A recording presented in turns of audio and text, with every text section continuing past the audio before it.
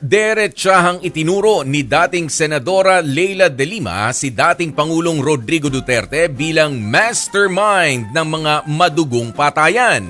Sinabi niya yan sa pagdinig ng Kamara. Yan ang pampagising na balita ni Marian Enriquez. There is no doubt in my mind that former President Rodrigo Duterte is the mastermind, as he was the instigator and inducer of the drug war killings. Matapang na sinabi ni dating Senador Leila de Lima na si dating Pangulong Rodrigo Duterte ang mastermind sa mga patayan sa madugong war on drugs ng kanyang administrasyon. Sa pagdinig ng House Committee on Human Rights kanina, iginiit ni de Lima na ginaya ni Duterte ang vigilante killings ng Davao Death Squad noon. At nang maging Pangulo, inilunsad ni Duterte ang Opland Double Barrel sa buong bansa.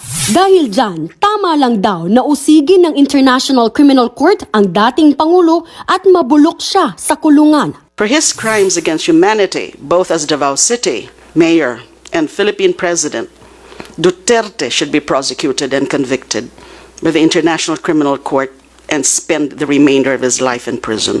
Bukod kay de Lima, present din sa pagdinig si dating PNP Chief Oscar Albayalde noong Administrasyong Duterte.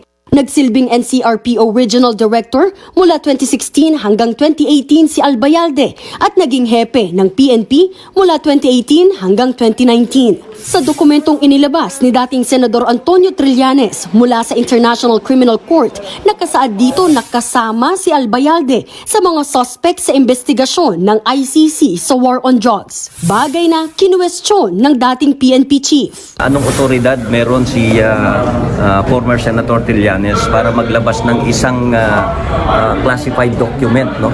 At bakit kung talagang meron siyang authority sa ICC or bakit pinayagan ng ICC ito? Is Trillanes playing as the spokesperson ng ICC ngayon o ng gobyerno? Hindi po natin alam, no? Or ginagamit niya ang ICC as a political tool. Kung totoo man daw ang hawak na dokumento ni Trillanes, nakahanda raw siyang humarap sa ICC. Pero pinangahawakan niya pa rin ang sinabi noon ni Pangulong Bongbong Marcos. Dismayado naman si Gabriela Partiles Representative Arlene Brosas sa hindi pagsipot ni Duterte sa pagdinig. We've been requesting for the former president to come here para ipaliwanag po yung mga akusasyon sa kanya. Hanggang ngayon, hindi pa rin yun nangyayari. So, Mr. Chair, hindi pwedeng matapos sa ganito, Mr. Chair.